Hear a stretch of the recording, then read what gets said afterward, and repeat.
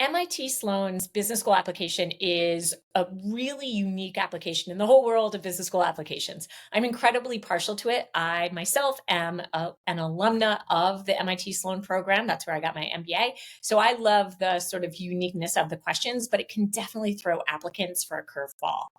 The first component is the cover letter. It sounds simple, but it's really actually quite challenging to execute. You have 300 words to do so, and that excludes your hello and goodbye at the end. And when you're getting started, I encourage you to spend some time looking at the preamble to the actual instructions for the cover letter.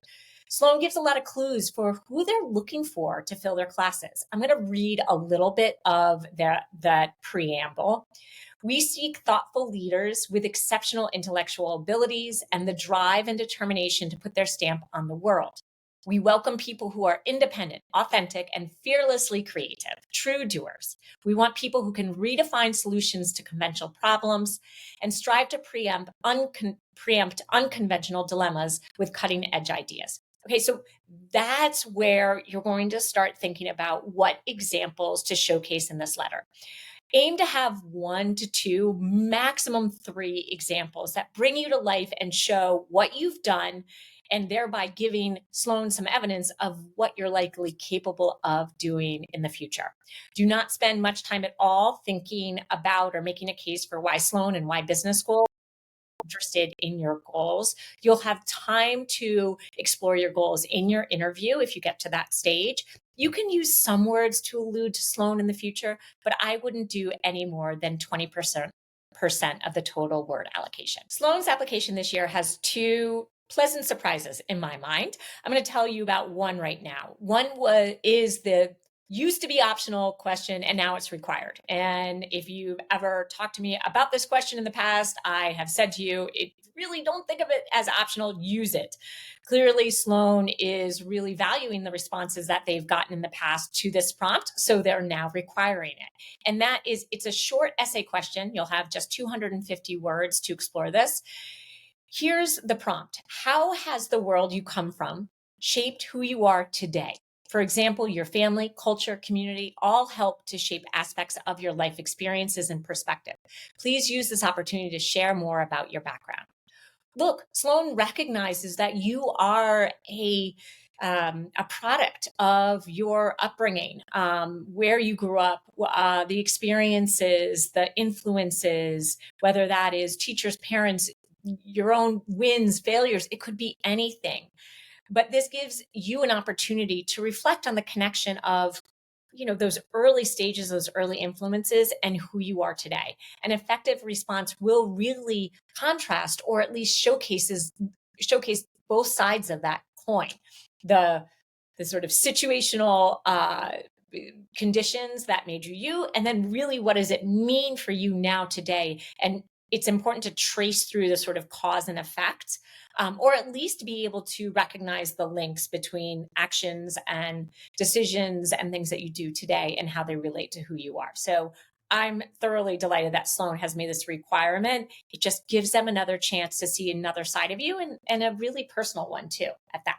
I mentioned how creative MIT Sloan's application is, and one of the reasons is the introductory video. You have 1 minute, and as Sloan says, introduce yourself to your future classmates. Here's your chance to put a face with the name, let your personality shine through, be conversational, be yourself. We can't wait to meet you. And you have a chance, you can take as many cuts as you want of yourself introducing yourself to your classmates before you upload it. So it's great. You have some time to prepare for this. But here's a clue. Note that they're asking you to introduce yourself to your future classmates. Keep in mind, they're actually not going to show your future classmates this, so don't worry about that. But I do think it's very intentional that they're saying, imagine you're introducing yourself to your classmates. This isn't a time to brag about who you are, because if you were watching a video of one of your classmates and they were bragging about who they were, you'd be like, I don't want to be friends with this person, right? This is more of an opportunity just to kind of reveal who you're going to be on campus, what you're going to get involved in, your hobbies, your passions, why you're at school. Nothing is really off limits here. They really are just trying to get a sense of you. But I think using the screen of, okay, based on my video, would someone like me, or would they think I'm being, braggadocious or something? You don't want to be bragging. You don't want to be like, this is all me, me, me. You want to convey to your classmates that you're somebody that they're going to be excited to be working on a team with and excited to be involved in whatever clubs you might be involved in together. In addition to making an optional question required, this year in Sloan's application, they've added a new video. And this video, it's all about thinking on your feet. Here's the scoop. It is a part of your required application. All MBA applicants will be prompted to respond to a randomly generated open-ended question. The question is designed to help us get to know you better, to see how you express yourself, and to assess fit with the MIT Sloan culture. It does not require prior preparation. I disagree with that last part, and I'm going to tell you why. So number one, don't be alarmed by this. This is really, take it at face value. They just want to see who you are. They want to see you thinking, and they want to see you thinking on your feet. However, you can still prepare ahead of time. It's really valuable to actually reflect on your stories, your accomplishments. A great place to think about is your resume, and to explore each of the bullets on your resume and think about the broader story behind them. So that way, in case they ask a question like, tell me about a time that you took initiative, or tell me about a time where you had to work with somebody who is struggling to keep up. Because you've already looked through your resume, you've already come up with the stories surrounding each of those bullets that you worked so long at crafting. You will be prepared to respond to just about anything that they ask, or at a minimum, you'll have in your mind, as I call it, a Rolodex. If you still remember what a Rolodex is, or you've ever seen one, but you'll have that Rolodex of all your stories in your mind that you can just flip through, whatever that question might be. So definitely prepare ahead of time, but really in the moment, just be yourself. That's what Sloan's looking for. They don't want, this is not a Toastmasters competition. Being in the moment, smiling, and being who you are is always your best strategy. One other thing to keep in mind about Sloan that makes it so unique is in its application, it asks you to submit an org chart.